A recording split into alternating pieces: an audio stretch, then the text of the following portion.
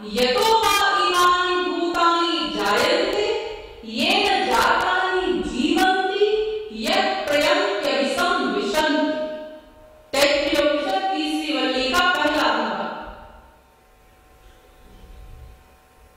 ये वरुण जी कह रहे हैं, देखो जिससे सब भूत उत्पन्न हुए हैं, जिसमें सब भूत स्थित है, भूत माने जीव, वो भूत वाला भूत नहीं कह रहे हैं, और जिसमें समस्त भूतों का, समस्त जीवों का लय हो जाता है, उसको ब्रह्म कहते हैं। तो ऋगु ने कहा, पिताजी किसमें? आप तो कह रहे हैं जिसमें, किसमें ये भी तो बताइए। तो वरुण ने कहा कि देखो, ये ब्रह्म कोई शब्दों का विषय नहीं कि मैं तुमको बता दूं कि ब्रह्म से कहते हैं और तुम समझ जाओ। तपसा ब्रह्म जिज्ञासा, तब करके ब्रह्म को जानना होगा। इसलिए जाओ, तपस्या करो, तप करो। तो गए ऋगु जी तपस्या करने के लिए। तो जब तप करके लौटे तो आकर पिताजी से कहते हैं, पिताजी मैंने जान लिया ब्रह्म क्या है। क्या है? अन्नम ब्रह्मेति वेदानाम्, अन्नाद्येव सर्वाणि भूतानि जायन्ते। अन्न ही ब्रह्म है। तो पिताजी मुस्कुराए, अभी नहीं समझे तुम, जाओ फिर जाकर के तप करो। फिर लौट गए। अब की बात आए तो कहते हैं, अब की बात समझ रहे पिताजी? हाँ, क्या समझे? प्राणो ब्रह्मेति वेदानाम्, प्राण ही ब्रह्म है। लेकिन फिर लौटा दिया पिताजी ने, नहीं अभी भी नहीं समझे, जाओ फिर से तप करो जाकर। फिर तप करने गए, फिर आए लौट करके। अब की बात क्या समझ कर आए? मनो ब्रह्मेति वेदानाम्, पिताजी मन ही ब्रह्म है। लेकिन अभी भी अपने सही लक्ष्य तक नहीं पहुंचे, इसलिए फिर लौटा दिया पिताजी ने। फिर तप करके आए। अब की बात स्थिति थोड़ी ऊंची हो गई और ऊंची चीज को पाकर के लौटे। अब कहते हैं, विज्ञानम ब्रह्मेति वेदानाम्, विज्ञान माने आत्मा, आत्मा ही ब्रह्म है। हम समझ गए पिताजी। पिताजी ने कहा, नहीं अभी नहीं समझे, फिर जाओ तप करो। फिर गए। अब भी घर लौटे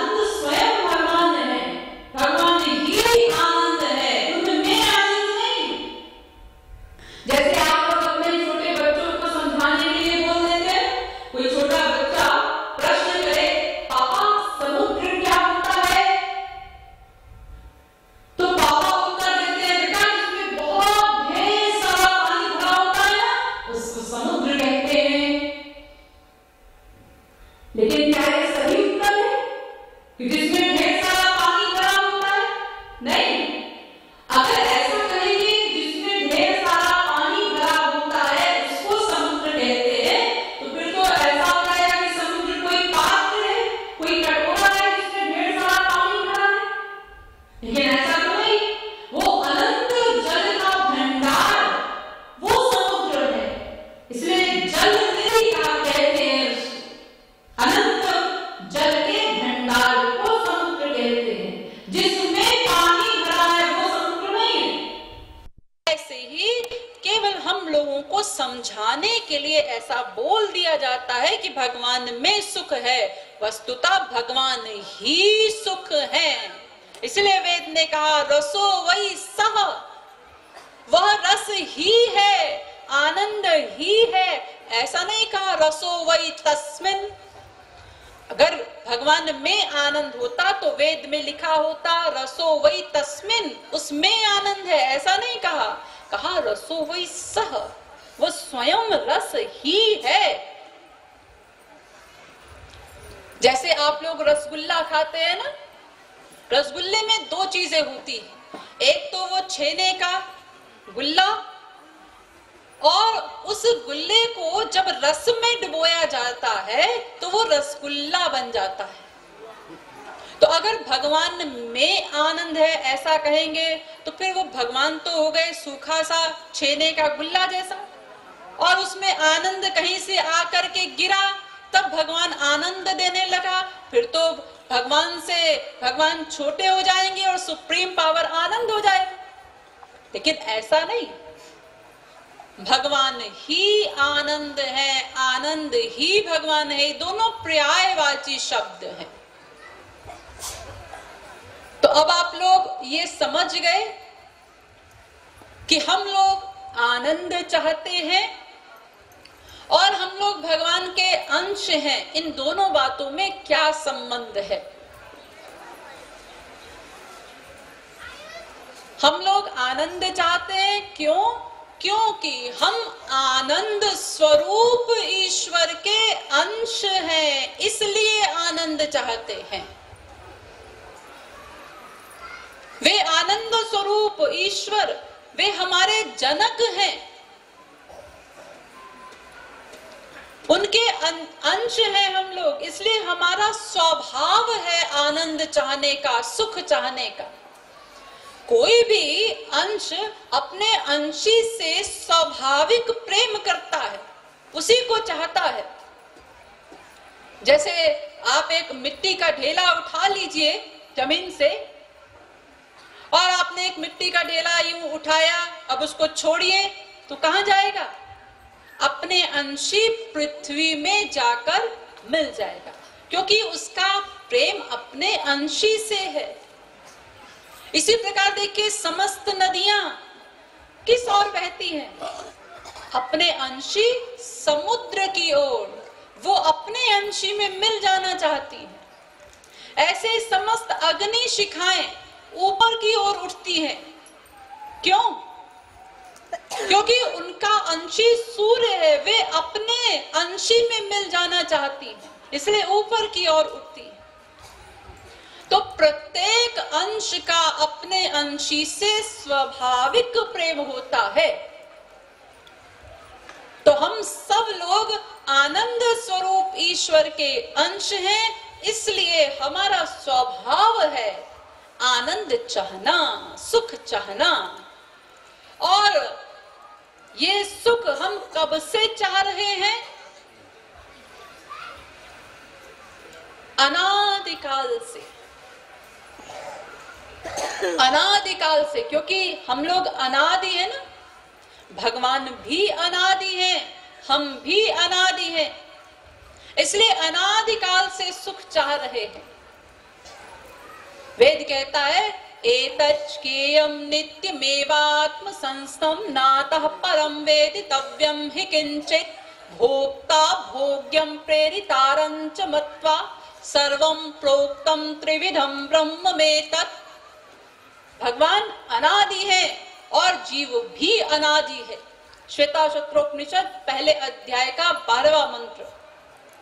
फिर कहा अजामेकां लोहित शुक्ल कृष्णां वहवीहि प्रजाः सृजमानां स्वरूपाः। चौथे अध्याय का 5वां श्लोक, श्वेताशत्रोपनिषद।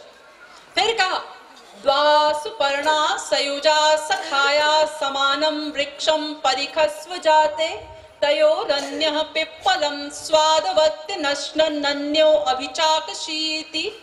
चौथे अध्याय का 6वां मंत्र। ये सब वेद मंत्र एक ही बात कह रहे हैं, जीव भी अनादि है, भगवान भी अनादि है। इसी प्रकार भागवत में भी कहा गया, सुपर्णावेतो सदृशौ सखायौ यदिच्छयैतौ कृतनीडौ च वृक्षे। 11वें स्कंद के 11वें अध्याय का 6वां श्लोक। यहाँ वेदव्यास ने भी यही कहा, ब्रह्म भी अनादि है, जीव भी अनादि है। और गीता में भी कहा गया, ममैवांशो जीवलोके जीवभूतः सनातनः। सब जीव मेरे सनातन अंश हैं। सनातन यानी सदा से चले आ रहे हैं। और गीता में तो तमाम जगह पर बताया गया कि जीव नित्य है, अनादि है, अजर है, अमर है, शाश्वत है। इसी प्रकार रामायण भी यही कहती है, ईश्वर अंश जीव अविनाशी, अविनाशी है, नित्य है। भगवान राम ने जब बाली को मार दिया तो बाली की पत्नी तारा विलाप कर रही थी। तो उस समय भगवान राम ने कहा, प्रगट सो तनु तेहि आगे सोवा, जीव नित्य तुम के ही लगी रोवा। तारा, तुम क्यों विलाप कर रही हो? अगर तुम बाली को शरीर मानती थी तो शरीर तो तुम्हारे सामने पड़ा है, और अगर तुम बाली को आत्मा मानती थी तो आत्मा तो कभी मरती नहीं, आत्मा तो अजर अमर नित्य शाश्वत है, तो तुम किस लिए रो रही हो? तो जीव नित्य है, अनादि है। और गीता में कहा गया, न सतो विद्यते भावो न भावो विद्यते सतः। जिसका अस्तित्व है उसका अभाव नहीं हो सकता कभी भी। स्थान बदल सकता है, रूप बदल सकता है, नाम बदल सकता है, लेकिन अभाव नहीं हो सकता उस सत्ता का। तो जब से भगवान हैं तब से हम लोग हैं, और तब से हमारा ये आनंद प्राप्ति का लक्ष्य चला आ रहा है। अगर आपसे कभी कोई पूछे कि आप कब से हैं, तो झट से उत्तर दे दीजिएगा, जब से भगवान है। फिर भी कोई पूछे, भाई आपके भगवान कब से है, तो इसका भी बड़ा सीधा सा उत्तर है, जब से हम हैं। लेकिन फिर भी कोई खप्ती ऐसा प्रश्न कर ले आगे कि भाई आप दोनों कब से हैं, तो इसका भी बड़ा सरल सा उत्तर है, अक्षरात् संजायते कालः। ब्रह्म सूत्र कहता है, जब से कब भी नहीं था तब से हम हैं। काल की उत्पत्ति भी भगवान के बाद होती है। तो जब से कब भी नहीं था तब से हम हैं, और तब से हम आनंद प्राप्ति के लक्ष्य को लेकर चल रहे हैं। लेकिन अभी तक हमारे लक्ष्य की प्राप्ति हमें हुई नहीं। लेकिन अनादिकाल से प्रत्येक क्षण हम लोग केवल आनंद के लिए, सुख के लिए ही प्रयत्नशील हैं। किसी प्रकार सुख मिल जाए, बस उसी क्रिया में लगे रहते हैं, उसी कोशिश में लगे रहते हैं। तो इस दृष्टि से हम समस्त जीव आस्तिक हैं, क्योंकि हम आनंद के रूप में भगवान को ही चाह रहे हैं, क्योंकि आनंद और भगवान ये एक ही है, पर्यायवाची शब्द है। तो इसलिए विश्व के समस्त जीव आस्तिक हैं और कोई भी जीव नास्तिक नहीं हो सकता, क्योंकि आनंद प्राप्ति के अतिरिक्त कोई दूसरा लक्ष्य किसी का हो ही नहीं सकता। इसलिए कोई करोड़ों कल्प प्रयत्न भी करे तो भी नास्तिक नहीं हो सकता। तो अब आप लोग समझ गए कि हम सब लोग आस्तिक हैं और कितना भी प्रयत्न करने पर भी नास्तिक नहीं हो सकते। तो अब इतनी बात तो समझ ली आप लोगों ने। अब ठीक इसके विपरीत एक और बात है, वो ये कि हम सब लोग नास्तिक हैं और कितना भी प्रयत्न कर ले आस्तिक नहीं हो सकते।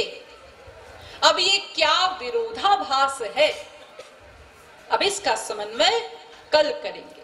बोलिए वृंदावन बिहारी लाल की, श्रीमद् सद्गुरु सरकार की।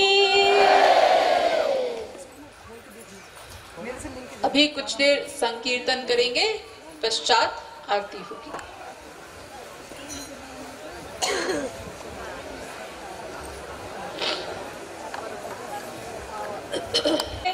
और देखिए, जो लोग उठ करके जा रहे हैं, तो आप लोगों ने सुना होगा कि कभी भी कथा पंडाल से पीठ दिखाकर नहीं जाया जाता, आरती करके जाइए। अब थोड़ा ही समय तो बचा है, संकीर्तन करिए, पश्चात आरती होगी, तो फिर घर ही जाना है और कहाँ जाना है फिर। इसलिए शांति से बैठिए, संकीर्तन करके फिर जाइएगा।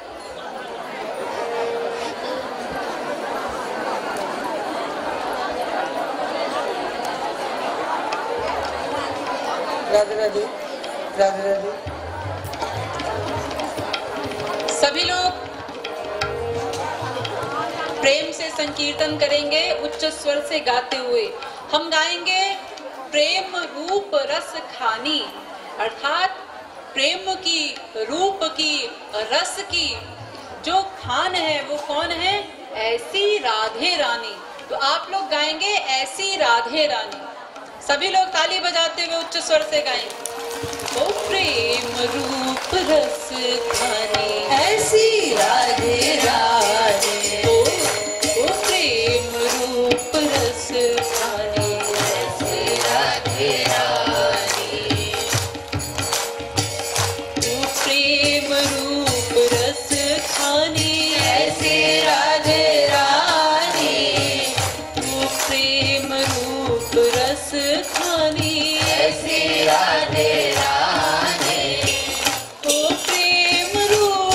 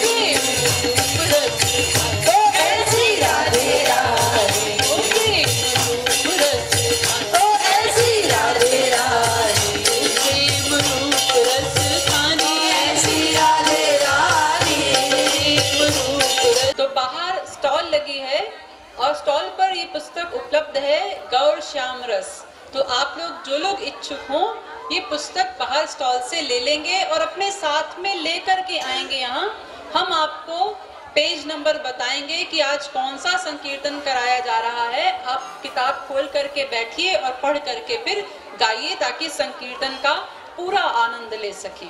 गौर श्याम रस।